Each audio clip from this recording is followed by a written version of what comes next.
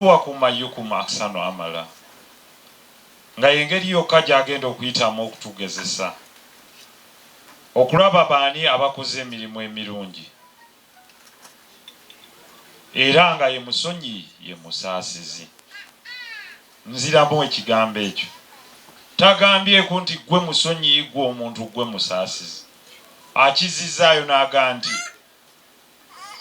ye kennyini wahuwa al-Ghafuru Rahim, ye musonyi ate ye musaasizi.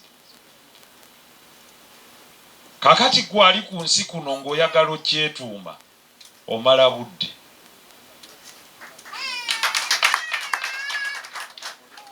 Naga nti alladhi halaka sab'a samawati tibaka, nze yatonda amagulu ago ge mugenda mwewuubiramu nga gali 7, nova kulino nodda kulino, nova kulino nodda kulino. Kato muzzukulu wa Mujungute abadde batakimanyi, era Omujungute nga be bamu ku balwanirira eddiini y'Obusiraamu ya Bakali Ssebwalunnyo abadde akyogera lwatu. Namubuuzaako lumu nti bw'omala okuŋŋamba ekyo b'Obusiraamu obukoledde ki? Kato n'agamba nalina tanka yange ey'amazzi n'enjiwa omuzikiti.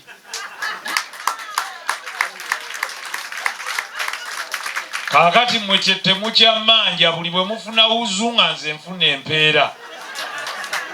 Naga nze siina tanka waka naye nagiwa omuzikiti.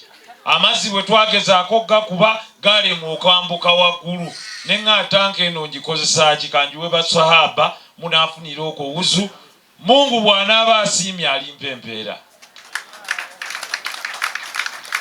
Allah yagaye nti faman ya'mal mithqala dharrati khairan yara wa man ya'mal mithqala dharrati sharran yara. Nti ne bwe kanaaba kalungi katono katya nga kenkana ng'akaviiri, ojja kusasulwa empeera yaako. Wabula n'ekibi ekitono ennyo nakyo ojja kubuuzibwa. Kyekyo lwaki ffenna buli ddiini weewunzika eyogera ku minzaani nti bwe tunaatuuka waliyo ki? Gwani okupaasinga judgment ku muganda wange? Toyina buyinza ku nsi. Era nalinga nnyo naye nga apoozinga ekibuuzo kino kuba nayagala nnyo musike. Nagenda ne Kato ne Honorable Sisono Namuju ne Honorable Kalwanga ne mbatwala e Roma. Bangi kubali wano abakoze statement Kato nga talinnyanga na ku basirika awulira buli Roma. Nkubuulira kino mazima. Nze namutwala ne mutuusaawo. Mwandibuuzizza nze Kato bwe yatuuka awo yakola ki? Yafukamira n'agwa n'aga nti ndi omwana wa Ssaabakristo n'asaba. Mubuuze ku bantu ababaddeko naye. Naye mmwe nga mulina ekifo ekitukuvu ekisinga Roma.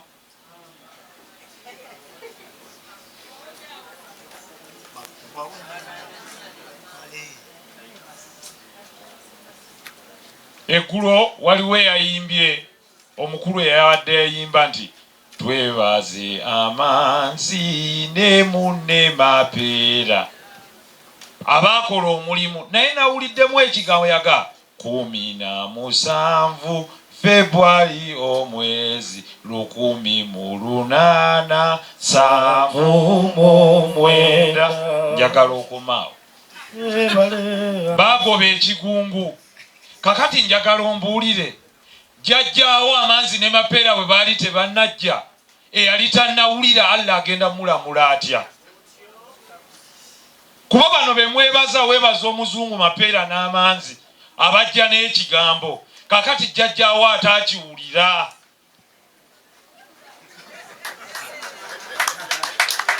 Sunai bin Amiri bwe yali tannaleeta Kulaani ffe kugimanya, kubanga kambawo ekyokulabirako. Kulaani yakatuuka e Cuba, eggwanga lye bayita Cuba, era baga kati wakafunikayo Abasiraamu 68. Kakati Mungu agenda kulamula ate ab'e Cuba ababadde batannawulira ki? Yagamba nti yeri sura gye nsome aga nze musonyi nze musaasizi si gwe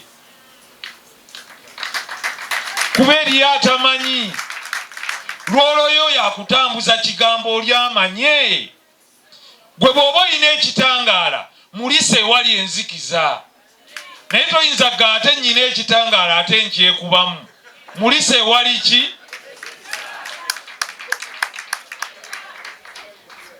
okulyowa omwoyo right honorable speaker olyowa atamanyi mubabuulire bajje gye muli you can't say mubagobe nenzirayo ku kiri nti Katonda agaye ne bwe kaba katono katya ddala Kato teriiyo katono ke yali akozeeko ng'akabakolera bingi nnyo so ebintu byonna nze byempulidde siriiwo sebo right honorable speaker kukakanya oba kulumba naye njogera ku omuntu binafsi teri atasobya taliiyo ffenna tutambulira mu kusobya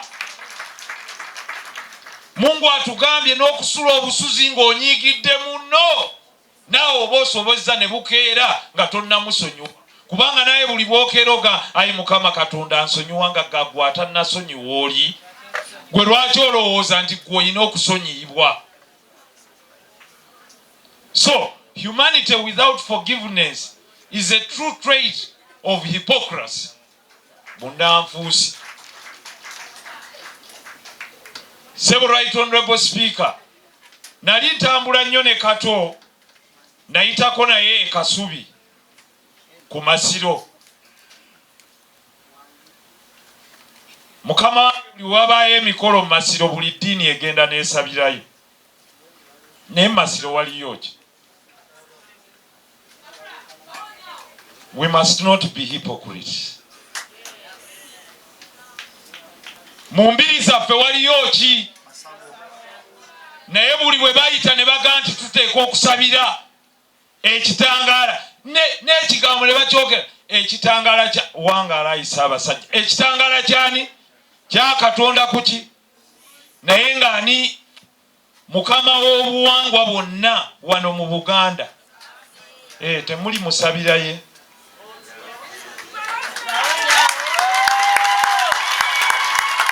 waliyo wano essinzizo eritategeka kusabira Ssaabasajja stop that hypocrisy obwo bunnanfuusi Pulezidenti w'eggwanga Uganda yagenda n'atuuza bannansi era yayogera nti waliwo olumu olutalo lwali lulemye ne bamugamba ate nga bamugamba bamukyaki ne bamugamba genda obuuke yakyogera bino ebigambo si byange ne mu kitabo kye mwekiri n'abalala abasiraamu nabo ne bamugamba genda obeeko omukolo gw'okola olutalo lukole ki n'abagamba mmwe mubigambye kambuuke n'abuuka oba bamubuusa ki oba njiibwa oba ki ye kennyini yabyogera nkootinga muntu buli bwakola emikolo ono yayita bamaama fiina n'abatuuza ate nabo bwe baba batuuza obwabwe era naye gwe bayita naye n'abakola ki n'emmotoka n'azibawa ezo so nga tebazigaana if we want to love humanity Katonda yatonze omuntu ffe tetulinaako buvunaanyizibwa ku muntu nze ndi musajja musiraamu naye mbawo ekyafaayo ekiriwo Nabbi Muhammad sallallahu alaihi wasallam yakowoola bonna abaali bamwetodde right honorable speaker naye yazaalibwa kitaawe n'afa nnyina n'afa jjajjaawe n'afa Abdul Mutwalib n'addira taatawo omuto Abu Talib ibn Abdul Mutwalib Abu Talib ibn Abdul Mutwalib n'agamba mutabani we nti nkwagala nnyo era waatuukako lumu ng'abasajja abaali abakambwe e Makka bamugamba nti Abu Talib mutabani w'oyo asukkiridde avuma ebintu byaffe kyava abaga nti sitanni kaŋŋendeyo mubuulirire Abu Talib asinkana mutabani we Muhammad sallallahu alaihi wasallam amugamba mwana wange ntende waliddwa kuba nze mukulu w'ekika ate kiri ky'ovuma abasajja baŋŋambye bagenda kumalawo Muhammad kyava amutunulira n'amugaa nti ya Abu Talib. Muhammad n'akaaba n'amugaa naawe onvuddemu. Abu Talib n'anyenya omutwe naye n'akaaba n'agwa mu kyenyi kya mutabani we n'amugaa siyinza kuvaamu batutwale ffenna. Abu Talib Nabbi Muhammad yasaba nnyo Abu Talib ayingira obusiraamu. Abu Talib teyabuyingira. Naye Abu Talib yalwana na buli kyayina ng'alwanirira mutabani we Muhammad. Kakati Kato kubanga teyayingidde eddiini yange tekiŋŋaana kuyimirira naye paka lwana gwerayo gwego omukwano. We don't all have to be the same to know that diversity is our unity. Nti olaba ne nabbi yabuulirira n'akoola obusiraamu ne butuuka ne mu Afrika.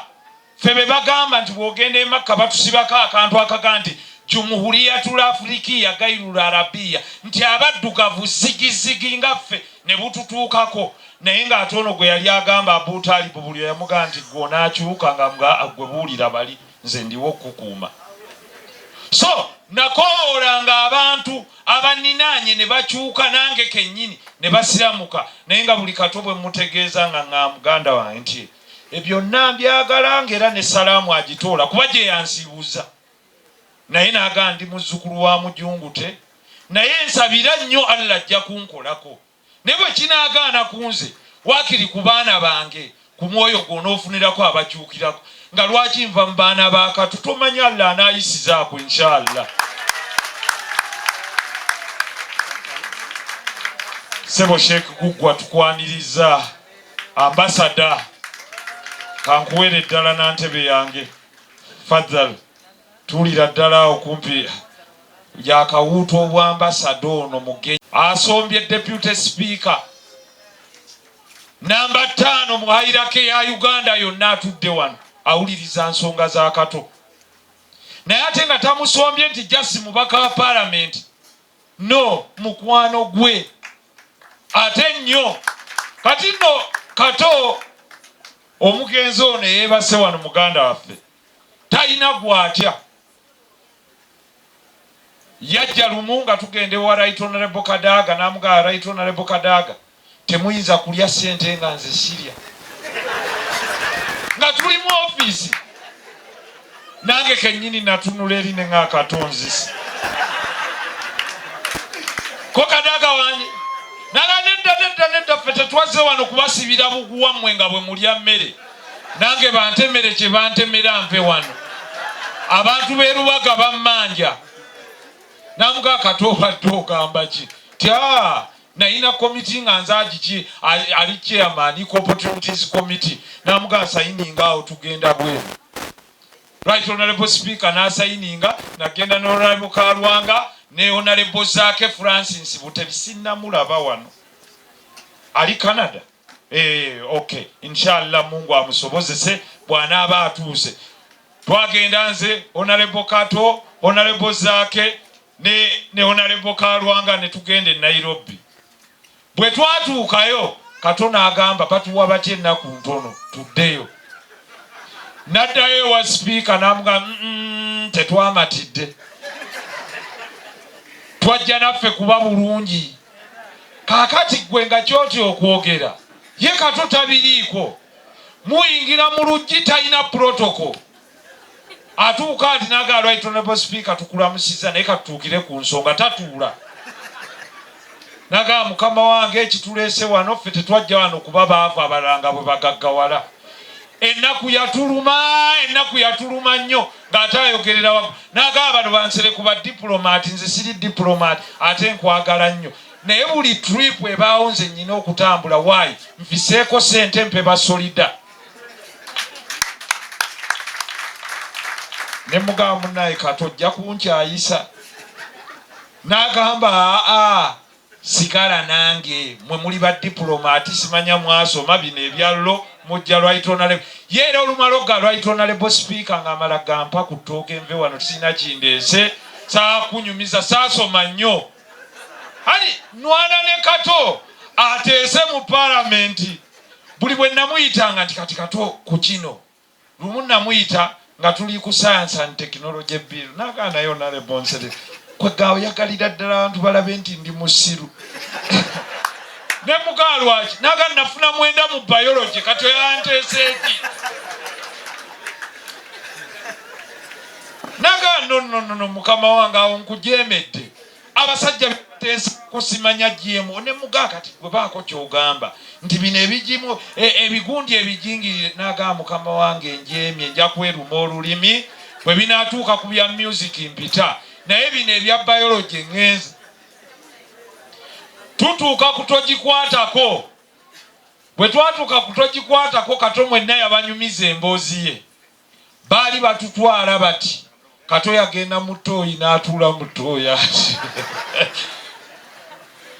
Kato yagenda mutoyi kuba naleeteranga Kato liboni nanga mukama wange ndi mulwadde wa mutima bagenda tukuba emiko naga Nsereko abasajja nabalabye dda abasajja bagenda tukuba naye kati nze omutima gwange gwa kitundu bwe banaagulinnya naye naga kanzije wano ŋŋambe nno kuba abeerubaga gye baakola ki gye bantuma Kato n'agenda n'agamba nno n'agamba kakita kino kiwedde enfulumye muganda we bagenda tukuba tebagenda tulekera kintu kyonna ne mugaa Kato komawo naga ngenzeeko mutoyi kati Kato yanyumiza abantu muyagenda okuwulira nga bayisaawo Ssemujju n'anyweza akanyolo ka toyi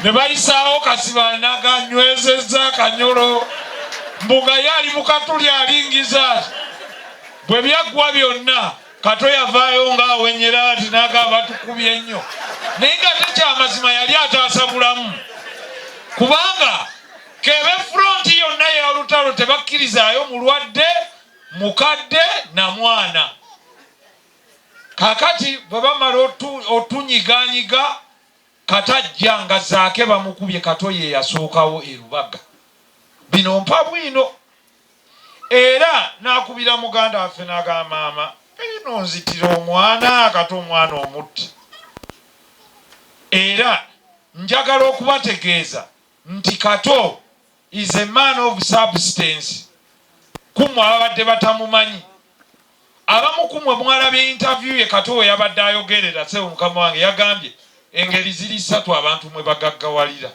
simanyi oba mwakalabyeko oka eba production ng'olina industry president sijja ayogerako ennyo n'agamba ey'okubiri service delivery either oli muyimbi oba olina restaurant oba olina kyoweereza n'agamba waliwo ey'okusatu naye eno tebagiwandiikako kooli n'amubuuza nti ki bwe bubbi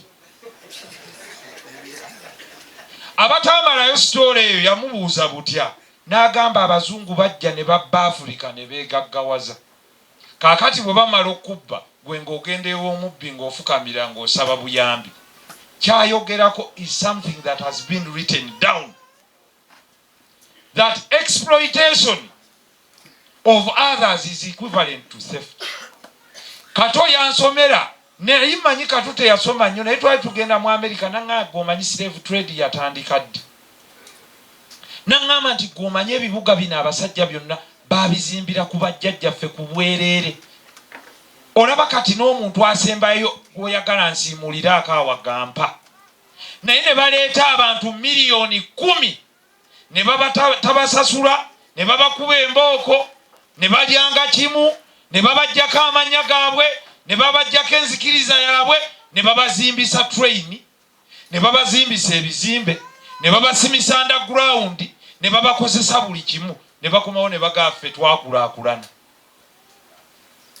Therefore nyina secret gye njagala okubabuulira omuzungu akyayina okusigala nga ye yeetondera Africa okubeera nga yatubba n'atunyagulula n'atutwalako kuba tebakimanga balondangamu ne baga oyo tomutuwa kasajja batwalanga musajja muwagguufu aneetikka ne batwalirako n'abakyala n'abaana buli yalwalanga nga babasuula mu nnyanja.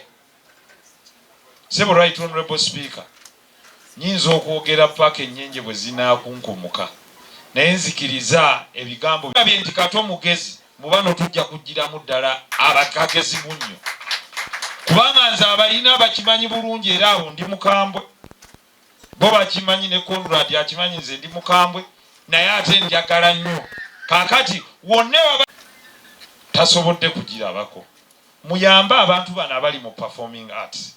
We identify land, we build theaters, we build production centers. Entertainment and art zirimu sente zisinga Africa zonna zeyingiza.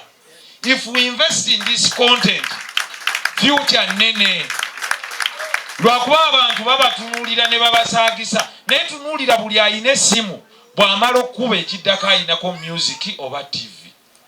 Kulabira TV buli bw'otuuka ewaka oyagala kuwulira ku music.